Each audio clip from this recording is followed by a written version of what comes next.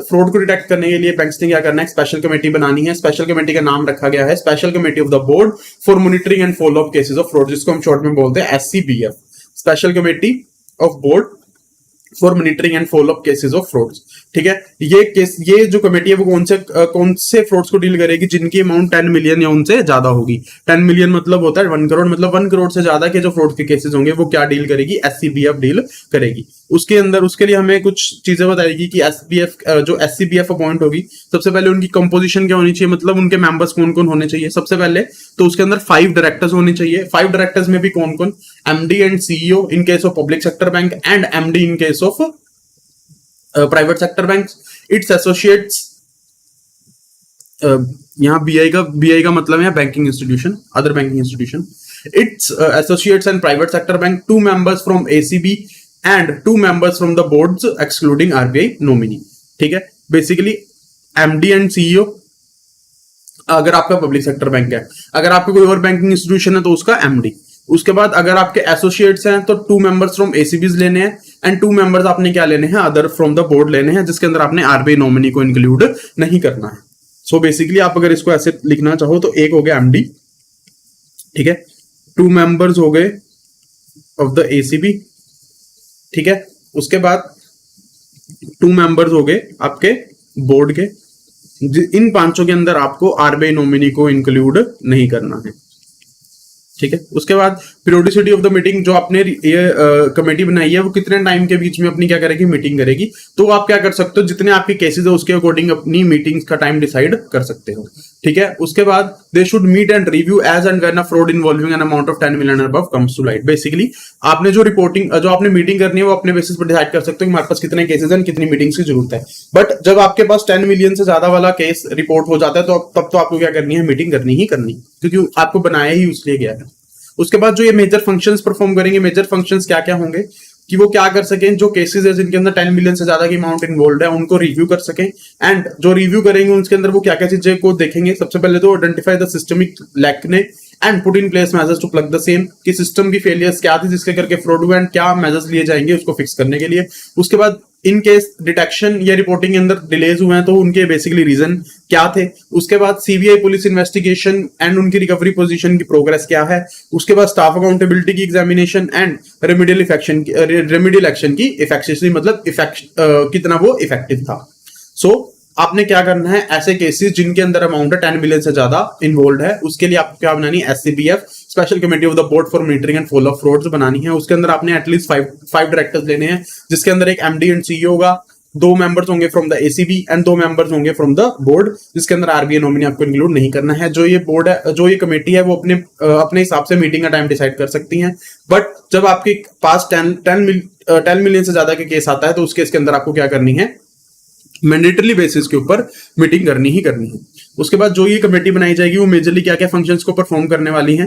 सबसे बेसिकली उनका फंक्शन क्या है, जो आपके पास 10 मिलियन से ज्यादा के केसेस हुए हैं उनको क्या करना है, मॉनिटर करना है, उनका रिव्यू करना है। जो रिव्यू करोगे आप रिव्यू किन किन चीजों का करोगे कि आपके सिस्टम के फेलियर क्या थे जिसके करके फ्रॉड हुआ एंड उसको प्लग करने के लिए क्या क्या आपने मेजर्स लिए हैं। उसके बाद डिटेक्शन एंड रिपोर्टिंग के अंदर अगर डिलेज है तो उनके रीजंस क्या थे। आपने जो रिपोर्टिंग अगर CBI या पुलिस को करी है तो उसके केस के अंदर उनकी प्रोग्रेस क्या है। स्टाफ अकाउंट, कौन कौन सा स्टाफ अकाउंटेबल है। उसके बाद रेमेडियल एक्शन जो लिए गए क्या वो इफेक्टिव है या नहीं है। इन चीजों को आपने क्या करना है, अपने रिव्यू के अंदर कवर करना है।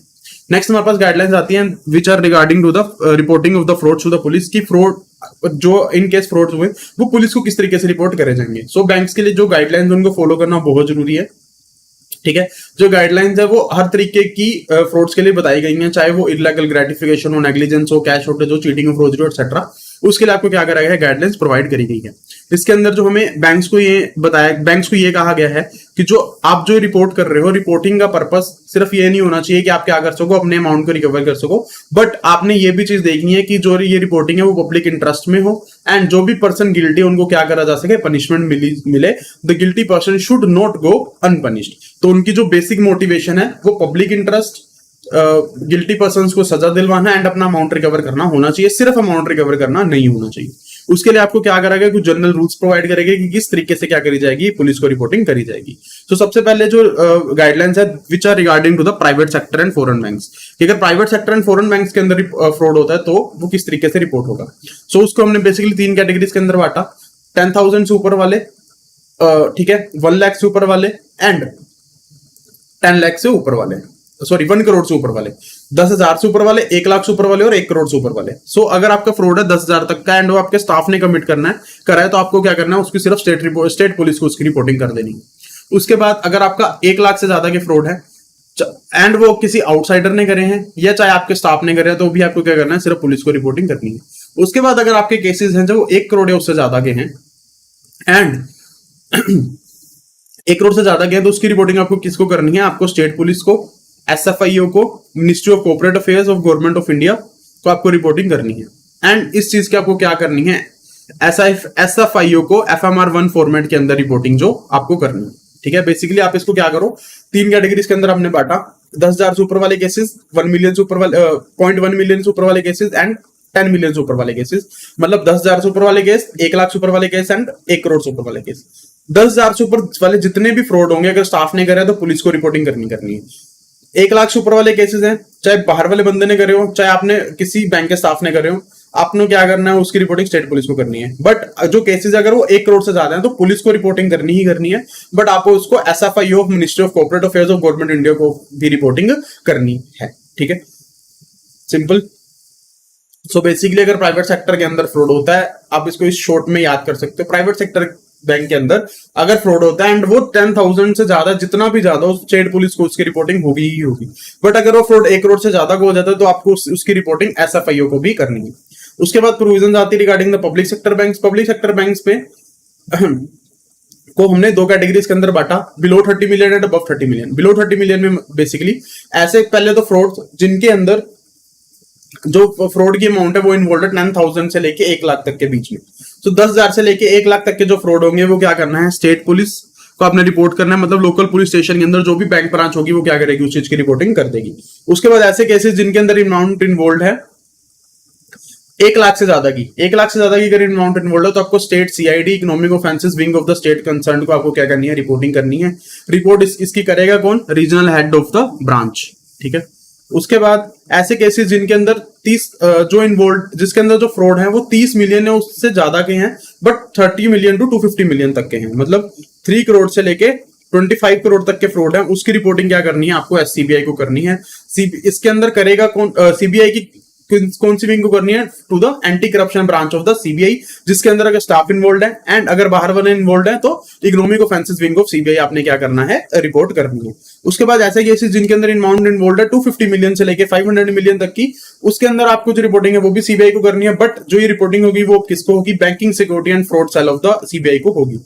उसके बाद ऐसे केसेस जहां फ्रॉड 500 मिलियन से ज्यादा का है, मतलब 50 करोड़ से ज्यादा का है, उसके अंदर जो रिपोर्टिंग है वो CBI को होगी, किसको होगी, to the joint director of the CBI।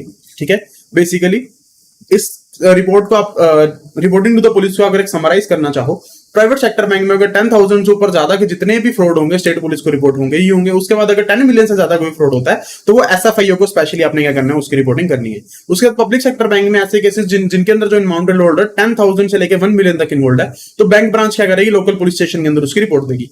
And अगर वो फ्रॉड्स हैं वो 1 लाख से ज्यादा के हैं तो आपने क्या करना है, state CID economic wing of the state को आपने रिपोर्टिंग करनी है। करेगा कौन, रीजनल बैंक करेगा। उसके बाद अगर आपके जो फ्रॉड्स हैं वो 30 मिलियन से बढ़ जाते हैं, 30 मिलियन से ऊपर जितने भी जाते हैं उसकी रिपोर्टिंग पहले तो किसको होगी, CBI को होगी। ठीक है, अगर वो जो फ्रॉड्स है वो 30 मिलियन से लेकर 250 मिलियन तक है तो आपको एंटी करप्शन ब्रांच या economic offences wing of CBI को रिपोर्टिंग करनी है। अगर वो फ्रॉड्स आपके 250 टू 500 मिलियन तक के बीच में है तो आपको banking security and fraud cell wing of the CBI के पास रिपोर्टिंग करनी है। उसके बाद अगर वो 500 मिलियन से भी ज्यादा के फ्रॉड है, मतलब बहुत बड़े फ्रॉड हैं, तो आपको joint director of the CBI of the headquarter new Delhi को आपने क्या करनी है, उसकी रिपोर्टिंग करनी है।